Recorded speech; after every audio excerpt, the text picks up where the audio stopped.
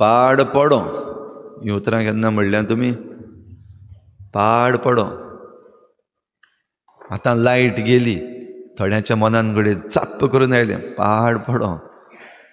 आमच्या घरान जायते फावटी हे भाशेन लायट वेता तेन्ना म्हाका दिसता जायते जाणां आमी म्हणटा पाड पडो म्हणटा केन्ना हो आमचे भोंवतणी जें कितें आमी पळयता आनी आमकां तें बरें मानवना.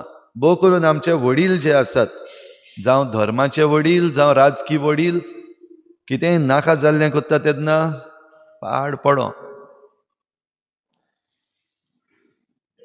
भुरग्यांनो, तुमी कोंकणी, हिंदी, इंग्लीश हे सब्जेक्ट शिकतात.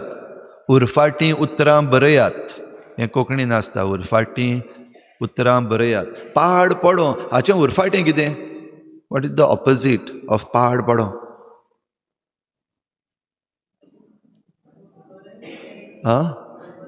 बरें जावं साहेबा, जाणा आमी. पाड पडो हाचें उरफाटें बरें जावं.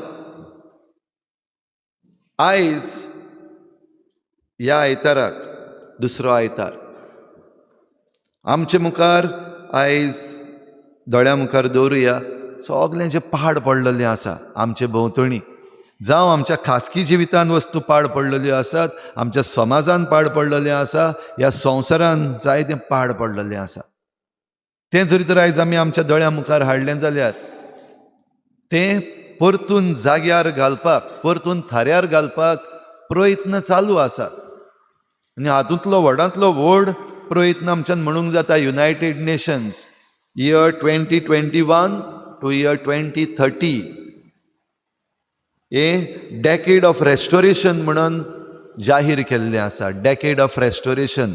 आतां आमी मद्याक पावल्या. 2025 2021 सुरू जाल्लें, 2030 काबार जातलें, आतां 2025 जालें. कितलें बरें जालां काय. जरी तर आमी उरफाटें करतले हांव पाड पडो आसा तें बरें जावं करतले हांव जाल्यार ही एक यात्रा, जर्नी. युनायटेड नेशन्सान आमकां फकत 10 वर्सांची, एक डेकेडाची ही जर्नी दिल्ली आसा.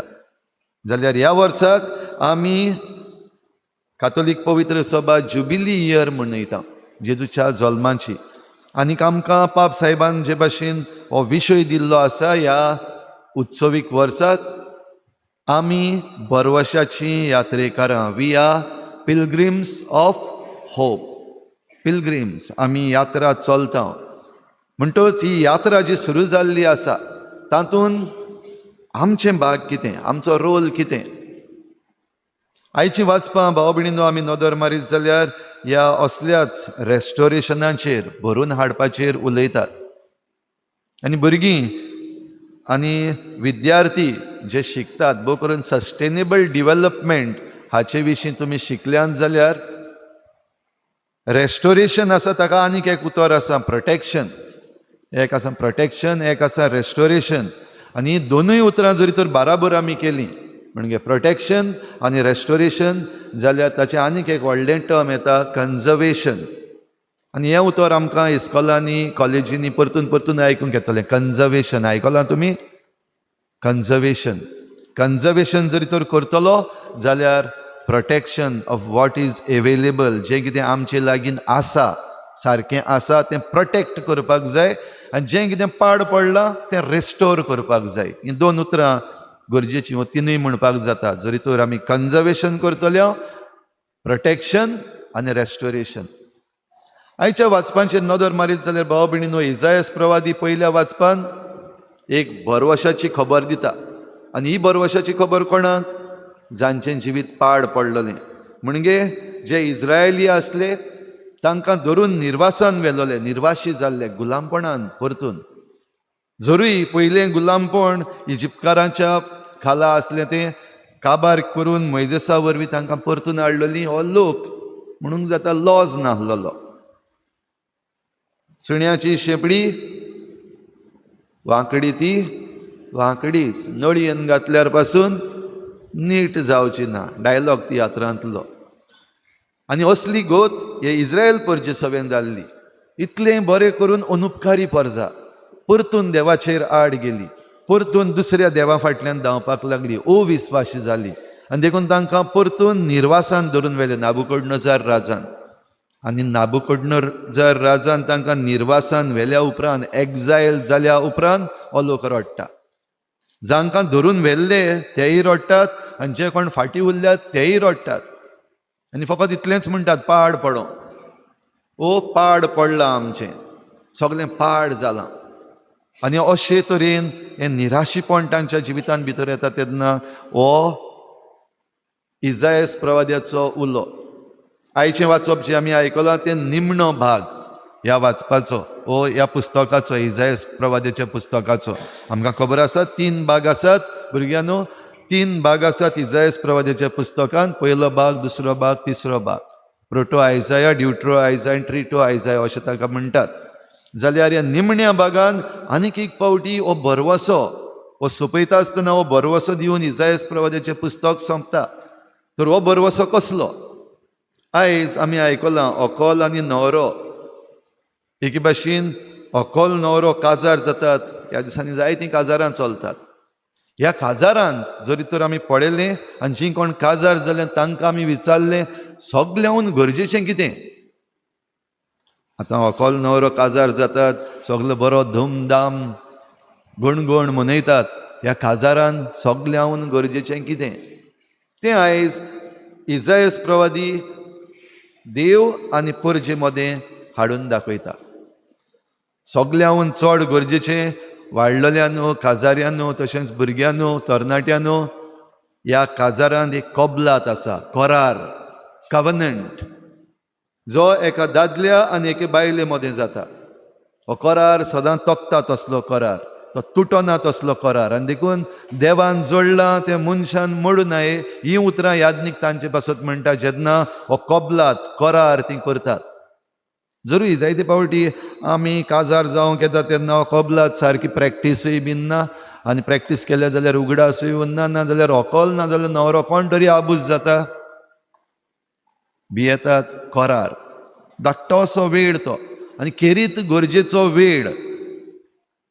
भाव भयणीनो, हो करार देवा मदें आनी परजे मदें नव्यान तो देव घडून हाडटलो हो भरवंसो इसायास प्रवादी दिता. काजार जातले आनी काजाराचो गणगण जातलो आनी डान्स जातलो तें तो न्हू, पूण जो करार आसा काजाराचो, तो करार नव्यान देव घडून हाडटलो. आनी ह्या पासत कितें करतलो? नांव बदलतलो. आदलें नांव आसा तें काडून उडयतलो आनी एक नवें नांव तुका दितलो. भोव करून आमी आमच्या हिंदू भावा भयणां सगळ्यांक पळयता, लग्न जाल्या उपरांत चेडवाचें नांव बदलता. पयलीं काजराच्या पयलीं एक नांव आसलें, लग्न जाल्या उपरांत ती नांवच बदलता, दुसरेंच नांव. जाल्यार हें नांव बदलप म्हणल्यार कितें? हें नवेंपण. आदीं जें कितें आसलें तें आतां काबार जालें, आतां नवें. आनी हें नवें करता आसतना देव परतून घडून हाडटा. जें कितें पाड पडलां तें नव्यान घडून हाडटा. आनी हें कशें भाशेन जातलें? हें करूंक सोंपें काय? भोव करून आयज आमच्या जिविताचेर आमी नदर मारली जाल्यार आमच्या खासगी जिवितांत जें आमी पाड पडलेलें आसा म्हणटा, आमी निराशीत जाल्या, तें सारकें करूंक जाता काय? वो थोडीं जाणां आमी म्हणपाक लागलेले आसा नो मोर होप, काबार. हो होप आमकां घडये जाय. जायते पावटी आमच्यो सोयरी गती ज्यो आसा, रिलेशनशिप्स, तुटलेल्यो रिलेशनशिप्स आयज जायत्यो आसात. एकामेकाचेर रागार जावन आनी एकामेकाच्यो दुस्मानकायो वाडत आसात. No hope of restoration of relationships. आयज पर्यावरणाचेर आमी नदर मारीत जाल्यार मनशाची आशा इतली वाडलेली आसा की ह्या पर्यावरणाचो वाट लायत आसात आमी, पिड्ड्यार करीत आसात, पाड घालीत आसात. आनी तातूंत भितर आमचे मदलीं जायतीं जाणां म्हणटात, वा चडशीं जाणां म्हणटात पाड पडलें, काबार, आनीक ना.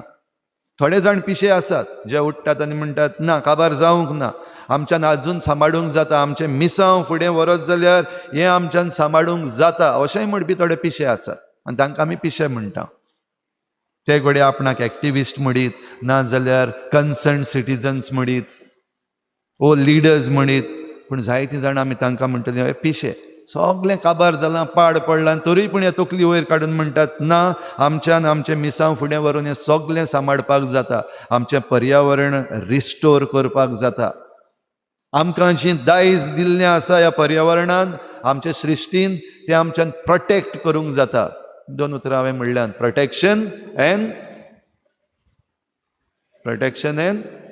रेस्टोरेशन. तर हें कन्जर्वेशन म्हणटा तें करचें पासत. जें कितें आमचे भोंवतणी आसा तें सांबाळपाक आमच्या भुरग्यांनी, तरणाट्यांनी, वाडलेल्यांनी आयज परतून वावरूंक जाता. सोडल्या काय आमी, निराशी जाल्या काय आमी, आनी ह्या निराशीपणान आमी आमचेंच पाड घालीत आसा काय. घडये आमी आमचेंच पाड पडो म्हण केन्ना म्हणना. पूण जेन्ना आमी असल्या निराशीपणान भितर सरता आनी हो भरवसो, हो होप सोडून दिता, तेन्ना म्हणून आसतना आमी आमचेंच पाड घालता. तर हें कशे भाशेन जातलें? हें करूंक भाव भयणीनो आयज आमकां भाग्योन पावलू. कोरिंथकारांक चीट बरोवन ह्या दुसऱ्या वाचपान सांगता, गूण दिल्ले आसा आमकां, वेगवेगळीं देणी दिल्लीं आसात. एकल्याक एक भाशेचें देणें. सगलीं आमी सेम न्हू, सगलीं वाजोवपी न्हू, सगलीं गावपी न्हू, सगलीं वाचपी न्हू, हो सगलींच आनी कितें तरी करपी न्हू, पूण एकल्याक वेगवेगळे तरेचे गूण दिल्ले आसात. हे आमकां भाग्योन पावलू कोरिंथकारांक चीट बरोवन उगडास करता. हांगा बसून आसात तांकां सगल्यांक गूण आसात. एकल्याचो गूण एक भाशेन. थोडे जाणांक आमकां सेम गूणय बीन आसात, ना न्हू, पूण हे गूण कित्याक? हे आमच्या जोण एकल्याच्या खासगी उपयोगाक न्हू. हे भाग्योन पावलू कोरिंथकारांक सरळ बरोवन सांगता. कित्याक कोरिंथकारां मदें जायते असले गुणेस्त मनीस आसले, पूण हे गुणेस्त मनीस आसात ते एकलो आपापलो फायदो पळयताले. आयज आमचेय मदें गुणेस्त मनीस आसा, आमकां टॅलंट्स आसा, आमचे लागीं देणी आसा, आमचे लागीं रिसोर्सीस आसा. कितें करता काय आमी? आमचेच पासत हांव, म्हजें घर आनी सरभोंवती रान, त्याच्या भायर आसा तेंचें पाड पडो, ताचे भायर आसा तें आमकां पडूंक ना. ओ जें कितें दोळ्या मुखार घडटा, पाड पडटा, म्हाका पडूंक ना. जाल्यार भाग्योन पावलू आमकां उगडास करता, हे गूण आसात ते सोबे पासत, तुजे एकल्या पासत न्हू, तुज्या कुटुंबा पासतूच न्हू, ते आख्खे सोबे पासत. ज्या संवसारान आमी आतां पिलग्रिम्स म्हणटा, आमी यात्रेकारां, आनी जे भाशेन आमकां पाप साहेब फ्रांसीस सांगता, हें घर हो संवसार आमचें सार्वीक घर न्हीच, फकत आमचेंच, म्हज्या एकल्याचें न्हू, फकत मनशाचेंच न्हू. तातूंत भितर जीं जनावरां आसा, झाडां आसा, वेगवेगळे गूण जे देवान दिल्ले आसा त्या पर्यावरणान, तांचें सगल्यांचें हें आमचें सार्वीक घर. देखूनच हे गूण जे आमकां देवान दिल्ले आसात ते हें सार्वीक घर बरे भाशेन आमी सांबाळूंक, ताचें कन्जर्वेशन करूंक. आनी तें करतले हांव जाल्यार परतून म्हणटा, प्रोटेक्शन आनी रेस्टोरेशन दोनूय एकदम गरजेची. आनी हें करून भाव भयणीनो आमकां जेजूस दाखयता. हेचें शुभ वर्तमानाचेर नदर मार. लग्न आसलें, ह्या दिसांनी आमी लग्नाक वेता, बरीं खाता पियेता, नाचता, 10 वरां जाल्या उपरांत लायट बंद जाता, नाजाल्यार बँड बंद जाता, आवाज बंद जाता, मागीर जेवपाक लागता. ह्या दिसांनी काजारां जातात, तसलेंच काजार हिंगाय जाल्लें. पूण समज तुमी काजाराक गेल्लीं आसा, व्हडली लायन लागलेली आसा, जेवण काबार, जाल्यार कितें? थोडीं म्हणटलीं पाड पडो, बेस ती येयलीं ह्या काजाराक. रेस्टॉरंट खंय जेवंक आहा तें मातशें चोय रे, गुगलाचेर सर्च कोत्ता रोखडी. ह्या दिसांनी रेस्टॉरंटांनी थोडे फावटी लोक सूट घालून दिसती पडटा. काजाराक जेवण काबार जालें रे समजूंक जाता. पूण भायर सरता आसतना कितें म्हणटलीं आमी? कोल न्हवरो, तांची आवय बापूय, फामील, थोडीं जाणां म्हणटलीं चामटींच, इतल्या लोकांक आपयता आनी थोडेंशें जेवण कोत्ता, नांव पिड्ड्यार करून गेलीं. असली लॉज ह्या काजाराक जाणी सायबीण मांयक ओ मारयेक आपयल्लो आपल्या काजाराक, जेजूक आनी ताच्या शिसांकूय आपयल्ले लॉज. आनी ही लॉज समजून घेवपाक मारिया मुखार सरली. ती बेगीन रेस्टॉरंट खंयचें आहा रे म्हूण भायर वसोंक ना, पूण बेगीन आपल्या पुताशी गेली आनीक ताका सांगलें तांचो सोरो सोंपलो कांसन, तांकां सोरो करून दी म्हूण जेजूक सांगूंक ना मारयेन. फकत इतलेंच सांगलां, सी दीस इज द प्रॉब्लम, हें सिट्युएशन, तांचो सोरो सोंपलो. भाव भयणीनो, आयज आमी आमचे भोंवतणी जें कितें सिट्युएशन जाता तें समजतांगाय म्हणूंक जाता आमच्यान जेजू सोरो सोंपला, जेजू हें जालां, हें अशें आसा, आमचें पाड पडलां म्हणपाक जाता काय आमच्यान? जेजू मुद्दम कितें उलयता तेंय आमी आयकुया. आनी चडशे जाणांनी आयज आमी हें धोरण दवरलेलें आसा, जरूय हें जेजू शिकोवपाक सोदिनासलो. जेजून आपले आवयक मारयेक म्हणलें, वस्तोरी तुका आनी म्हाका कित्याक पडलां? आयज हीं उतरां आमच्या जिवितान आनी आमचो जो एटिट्यूड आसा तातूंत एकदम बरे भाशेन दिश्टी पडटा. भोव करून आमच्या गोंयकारांच्या जिवितान म्हाका कित्याक पडलां? पडोंक ना न्हू, सगल्यांक पडलेलें आसा, पूण चडशे जाणांक आमकां पडलेलें आसा वॉट्सॅपाचेर, युट्यूबाचेर, फेसबुकाचेर, सोशल मिडियाचेर, सगल्यांक पडलेलें आसा. पूण जेन्ना वावर करूंक येता, मिसांव फुडें व्हरूंक जाय, तेन्ना एटिट्यूड म्हाका कित्याक पडलां? आनीक कोण कोत्तलो? एक्टिविस्ट कोत्तले, ते पिशे आहा ते कोत्तले, वो आनीक कोण कोत्तले, ते तांचें तेंकां करून दी. लग्न सायबिणीचें न्हय आसलें, मारयेचें लग्न न्हय आसलें, तिच्या पुताचेंय बीन न्हय आसलें, पूण जाणी तांकां आपयलें, तांची गरज समजून घेता, तांचो सोरो सोंपला. भाव भयणीनो, आयज आमी दोळे उगडपाची गरज आसा. आमच्या ह्या समाजान कितें सोंपलां, कितें पाड पडलां, ताचे मुखार दवरपाक जाय. आनी त्या उपरांत दुसरी वस्त गरजेची, तो सांगीत तितलेंय करात. मारयेन त्या चाकरांक सांगलें, तो सांगीत तितलें करात. आनी जेजून मागलें जाल्यार कितें मागलें? सांगोन कितें सांगलें? तीं दोणां आहात तीं उदकान भरात. आनी काय बरें आमकां बागेवन जुवांव हे शुभ वर्तमानान बरयता आसतना सांगतात, तीं ओतोसर भरलीं. कित्याक उदक तें कांयच करपाची गरज ना, खूंय विकतें हाडपाची गरज ना, उदक अशेंच आसा. दवर भर, ओतोसर भर, ओतल्यारूय चलता. जेनरॉसिटी भाव भयणीनो, भोव करून जेन्ना आमकां चिमटो पडना तेन्ना आमच्यान ओवर जेनरस जावपाक जाता. पूण जायते फावटी तें पासून गरजेचें. आमकां दुखो नासतनाय आमच्यान जाय तें दिवपाक जाता, पूण थंय आमची जायतीं आयज चामटेपणां. व्हडलेंशें करूंक नाका, पूण तें करपाक मुखार सरूंक, तो सांगीत तितलें करात म्हणटा तें करूंक. जायतीं जाणां आमी हिमटेपणां, चामटेपणां करता, ओग्गी रावता. पळोवया तियात्र पळोवपाक येयल्ल्या भाशेन. जाल्यार जेन्ना ह्या चाकरांनी जेजून सांगलें तशें केलें, तेन्नाच तो सोरो जावन मेळ्ळो. काजाराची लॉज सुटली. तर भाव भयणीनो, आयज आमी जण एकलो आमकांच ही कृपा मागुया. निराशीपण आमचे भोंवतणी आसा. आमी जायते फावटी आमच्या जिवितान निराशी जाता. वय काळोख, वय आमचे भोंवतणी आसा. जायतें आयज पाड पडलेलें आसा, आनी देखून आमचे मुखार समाजीक काळोख आसा, आर्थीक काळोख आसा. आयज आमची इकॉनॉमी, बोळसां बुराक चड जाल्लो आसा, म्हारगाय वाडत आसा. टॅक्सीस आमकां जाय तें भरपाक पडटा, आनीक आमकां दिसाच्या दिसाक जें कितें गरजेचें तें घेवपाक आमकां पयशे पावना. काळोख पडलेलो आसा. आयज दूख आमकां जायत्या जाणांक जाल्ली आसा. आमीच एकामेकाक दुखयल्लीं आसा. आमच्या कुटुंबांनी भाव भयण, माय पाय, आनी चडशे जाणांचें दिश्टी पडटलें दुडवांक लागून, भाटा बेसांक लागून, घराच्या कुडक्याक लागून. वो कितें तरी केन्ना तरी कोणें म्हणलेलें, म्हाका अशें म्हणलेलें, तशें म्हणलेलें, ह्यो वस्तू घेवन आसात भितरल्यान थावन. देखून भाव भयणीनो, ही दूखूय आसा.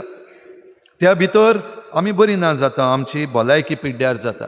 जावं ह्या भायल्या कारणांक लागून, फिजिकल रिजन्स, वो जायते फावटी इमोशनल रिजन्स, जें कितें आमी भितर घेवन आसा, राग धरून आसा एकामेकाचो, बरें करूंक सोदिना, बाराबर येवपाचें चिंतीच ना. आनी भोव करून गोंयकार आमी भायल्या गांवांत वचत जाल्यार बीन असलें हें दिश्टी पडोन येता. जायते आसात गोंयकार भायर, दुडू एकेल्या लागीं आसा कशेय भाशेन, पूण बाराबर मेळून कितें करतले म्हणल्यार एकामेकाक दोळे फोडटात, नाटकां एकामेकाची. एक गोंयकार दुसऱ्या गोंयकाराक वयर सरूंक दिता न्हू.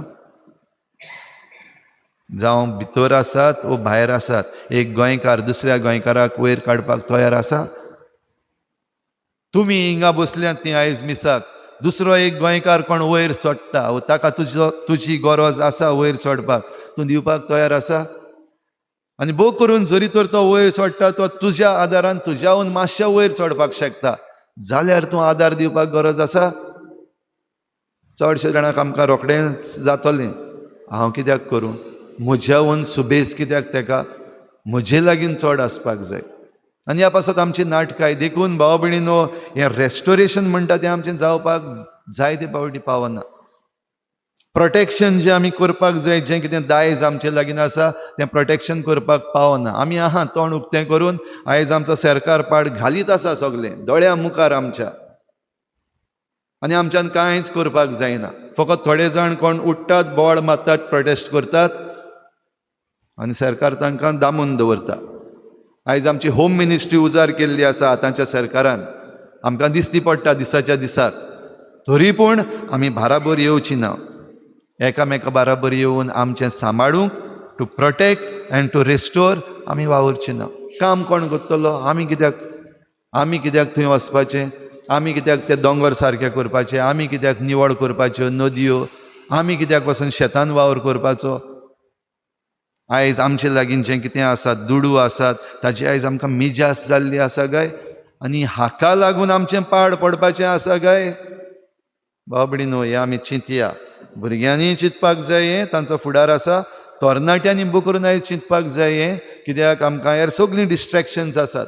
हेर सगळे कडेन आयज आमी पावता. आयज आमचे लागीं मोटरां आसात, बायक आसात, मोबायल आसात, एक मॅसेजीचेर पावले सगल्याक.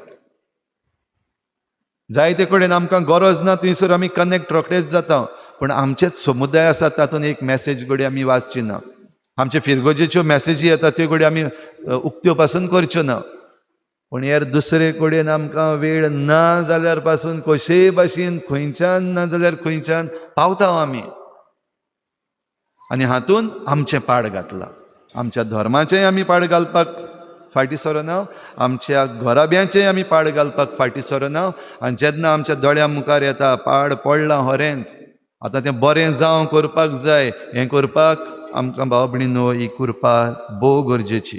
तर ह्या उत्सवीक वर्साक आमी आसा तेन्ना, आनी हें डॅकेड ऑफ रेस्टोरेशन 2025 आमी पावल्लीं आसा, मोदें पावल्लीं आसा. आमच्यान जाता त्यो ल्हान ल्हान बारीक वस्तू, तो सांगीत तितलें करात, ल्हान ल्हान उदक बोर, त्यो ल्हान ल्हान वस्तू करीत जाल्यार जायतें बरेंपण आमकां येवंक येता. जायत्यो वस्तू आमच्या ह्या भुरग्यां पासत आनी तांच्या फुडारा पासत आमच्यान सांबाळूंक येता. जायतो फुडार ह्या आमच्या तरणाट्यांक आमच्यान दिवंक येता. तर ही कृपा हे भेटेन आमकां दी म्हूण मागुया. आनी सगळें आमी बरे भाशेन कन्जर्वेशन करूंक ही निमणीं उतरां आनीक एक पावटी म्हणुया भुरग्यांनो. खंयची ती 2 उतरां? For conservation what we need, कितें जाय? कितें जाय? एक रेस्टोरेशन जें कितें पाड घातलां तेजें रेस्टोरेशन जाय. आनीक ओके, आख्खें कन्जर्वेशन करपाक आमकां 2 वस्तू आसा. एक आमचे लागीं जें कितें आसा तें, आनी एक कितें पाड घातलां तें. Very good. एक आसा जें कितें आसा तेजें प्रोटेक्शन करपाक सगल्यांनी उबी रावपाक जाय, आनी जें कितें पाड घातलेलें आसा तें रेस्टोर करूंक जे उपाय घेवंक जाय ते करूंक जाय. तर हीच करूंक आमकां ही कृपा देवा लागीं मागुया.